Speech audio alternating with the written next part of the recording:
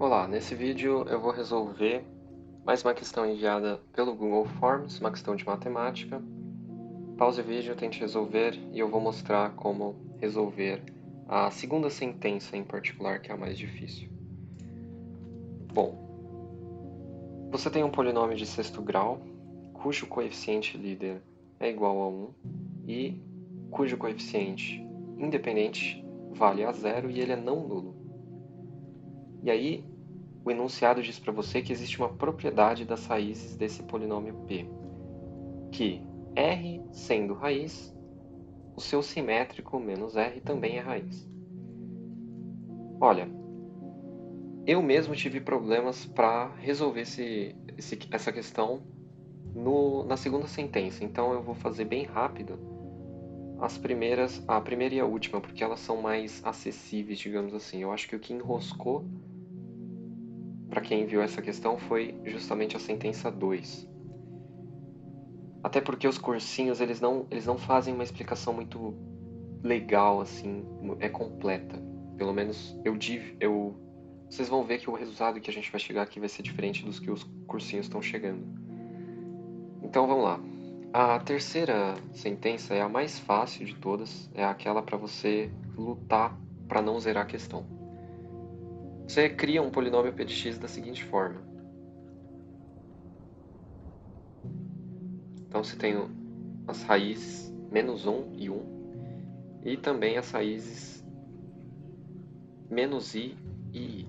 Então perceba que eu satisfaço a condição amarela, a exigência amarela, porque o 1 é raiz, então o menos 1 também vai ser raiz. E essas raízes elas têm que ter a mesma multiplicidade. E ali também eu estou usando a unidade imaginária, que também obedece, né? O i é raiz, o menos i também vai ser raiz. E a gente para o ciclo depois que você aplica a propriedade, né? Então, por exemplo, você tem uma raiz a, aplica a propriedade menos a. Você não vai poder aplicar de novo a propriedade e dizer que a vai ser raiz de novo, ou seja, porque daí você teria que dizer, né, que a multiplicidade de a é igual a 2 nesse caso. Mas você percebe o quê? Que a multiplicidade do simétrico e daquele que deu origem, lhe deu origem, deve ser a mesma multiplicidade, né? Então aqui chega de enrolação, vocês já sabem, né? Isso aqui é trivial. Diferença de quadrados, a diferença de quadrados com complexo você tem que somar. E daí, tudo isso aqui para eu mostrar a vocês que o coeficiente líder ele pode ser um número positivo. E a terceira sentença diz que não, ele tem que ser negativo. A verdade é que não necessariamente, então isso aqui é falso. Né? Se você multiplicar 1 por 1, obviamente isso vai dar 1, e o coeficiente independente, aliás, se eu falei líder, coeficiente líder não, coeficiente independente tem que ser necessariamente negativo? Não, ele pode ser positivo e eu mostrei com esse contra-exemplo que satisfaz tudo, né? Satisfaz a condição do problema, que é a condição amarela, e a teorema das raízes conjugadas. Agora a gente vai para a primeira, que é também fácil, é só você ter um pouco de paciência. Então ele vai dizer para você, R1 é raiz. Se R1 é raiz, o menos R1 também é raiz. Se o R2 é raiz, o menos R2 é raiz. E ele diz para você que o módulo de R1 é diferente do módulo de R2. Isso significa que eles são reais distintos, né? Aqui você já tem 4 raízes reais, e eu preciso de mais duas. E ele vai dizer para você, olha, tem um R3 que ele não é real. Eu quero que você avalie se ele é um imaginário puro ou se ele pode ser um complexo completo, né? Então vamos lá, R3 é raiz. Se R3 é raiz, o menos R3 é raiz. Menos R3 é raiz. Só que, por R3 ser complexo, então eu vou colocar certinho aqui, R3 pertence ao conjunto dos números complexos e R3 é raiz. Então essas duas condições levam a R3 barra é raiz. Só que aí que tá. A gente já tem quatro 4 soluções, 4 raízes, e a gente precisa de mais 2. A gente teria, então, R3, uma, menos R3, 2, e o R3 barra 3, no total, totalizando 7. Isso não pode, o que significa que R3 tem que ser, R3 barra, aliás, tem que ser o menos R3. Se a gente falar que o R3 é um A mais BI, você vai dizer então que menos A menos BI é menos A menos BI. Pronto, você chega aqui, A é zero, ou seja, a parte real de R3, que é justamente o A, é zero, e portanto isso aqui é imaginário puro. A conclusão que você tira, portanto, é R3 é imaginário puro, e a primeira sentença é verdadeira porque ele fala justamente isso, né? R3 é imaginário puro, e acabamos. Agora vem a sentença problemática. Ele diz para você, R2, aliás, R é a raiz dupla de P. Então R é real ou imaginário puro. Então ele está dizendo, aqui tá ruim, inclusive, o jeito que o Ito escreveu. Porque, sinceramente, não dá para saber se ele está dizendo que R é imaginário puro ou R é imaginário, aliás, ou R é real puro. O que está escrito ao pé da letra, e é o que eu interpretaria no dia da prova, é então R pertence ao conjunto dos números reais ou R pertence ao conjunto dos números complexos. Sem fazer aquela distinção, né, de que o conjunto dos números complexos engloba o conjunto dos números reais, sem fazer. Ou é real ou é complexo. Mas na forma como o Ita escreve, não dá para saber. Pode ser que o Ita estivesse falando do real puro, né? Mas a verdade é que não há diferença nessa distinção, você vai chegar à mesma conclusão, se você ler errado. Então, R tem multiplicidade 2. Então, a princípio, você vai ter que concordar comigo que a gente tem essas raízes, a princípio. Certo? É aquela propriedade. Eu aplico uma vez e chego no meu simétrico. Aplico uma vez e chego no meu simétrico. Beleza, então eu tenho 4 raízes já de antemão. Agora, eu vou dizer que R é um A mais BI. Agora, olha só o problema. A gente sabe que R sendo um complexo A mais BI é raiz, né? Isso implica o quê? Isso implica que R barra é raiz.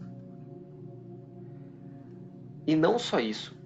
A multiplicidade de R é 2. O que implica que a multiplicidade de R barra conjugado também vai ser 2. Tá certo? Só que menos R é um complexo. Menos R é a raiz. E ele é complexo também. A princípio, né? O seu conjugado também vai ser raiz. Certo? Então, menos R é raiz, seu conjugado é raiz. E aqui eu estou fazendo os conjugados a partir desses carinhas aqui que eu já descrevi, né? Ou seja, a gente já tem 4 raízes aqui no mínimo com esse retângulo. Vou tirar a vírgula daqui. E a conclusão do teorema das raízes conjugadas é de que as raízes conjugadas têm a mesma multiplicidade das raízes que lhe deram origem. Então, olha só o problema. Você vai ter que ter 8 raízes, né? Porque aqui eu já tenho 4. Aí eu somo mais 4, né? Porque eu estou adicionando as raízes conjugadas advindas de R. Então eu vou ter 2 R barra. E eu também vou ter 2 menos R barra. E totalizando essas aqui, já que esses dois números 2 eu já tinha previamente pelo retângulo, eu vou somar 4. 4 raízes. E com essas 4 raízes somadas, eu vou chegar num total de 8. E isso é impossível, porque o polinômio tem 6 raízes. Então, por essa lógica, para você cumprir tanto a condição do problema em amarelo e o teorema das raízes conjugadas, que diz que a multiplicidade das raízes conjugadas é igual à multiplicidade das raízes que lhe deram origem, essa sentença aqui é verdadeira, contrariando o que os cursinhos dizem. Porque eu estou obedecendo não só à condição que o problema impõe, mas eu também estou obedecendo ao teorema das raízes conjugadas até a sua última linha de definição, que é: se R é raiz, o seu conjugado é raiz. Beleza, essa é a primeira parte do teorema das raízes conjugadas. Só que tem a segunda parte, que é: se R tiver multiplicidade K, a sua raiz conjugada também terá multiplicidade K. E satisfazendo essas duas condições do teorema das raízes conjugadas, mais a condição do problema, você chega a 8 raízes e não 6. E os cursinhos, eles se ferraram nisso, na minha visão. Porque eles focaram muito na condição do problema e se esqueceram do teorema das raízes conjugadas. Então, para ficar mais didático, digamos assim, eu vou pegar o exemplo que um cursinho preparatório para ITA fez. Então, ele pegou o R valendo 1 mais I, beleza? Então, veja, você vai ter que concordar comigo em todos os passos, hein? 1 mais I, multiplicidade 2, beleza. Aí eu faço o simétrico, menos I, menos 1, menos I, menos 1, menos I. Só que aí, veja só, esse cara me leva ao conjugado 1 menos I. Esse amigo também me leva ao conjugado 1 menos I. Esse ao conjugado menos 1 mais I. E por fim, menos 1 mais I. Quantas raízes eu tenho aqui? 8. Eu posso ter 8? Não. E o que os cursinhos fizeram? Eles vieram aqui, vou excluir essa e essa. E contabilizaram apenas essas em que eu estou colocando o sinal de correto. E isso aqui está errado. Porque, aliás, eles não anularam duas iguais, né? Eles anularam uma de cada conjugado para dar o total de 6 e dar a sensação de que de fato isso aqui é falso, mas a verdade é que não, isso é verdadeiro. Por quê? Porque qual foi o problema da nossa prova? O problema foi admitir que R é um complexo completo, ou seja, A é diferente de zero e B é diferente de zero nessa minha dedução. Só que isso me gera um absurdo.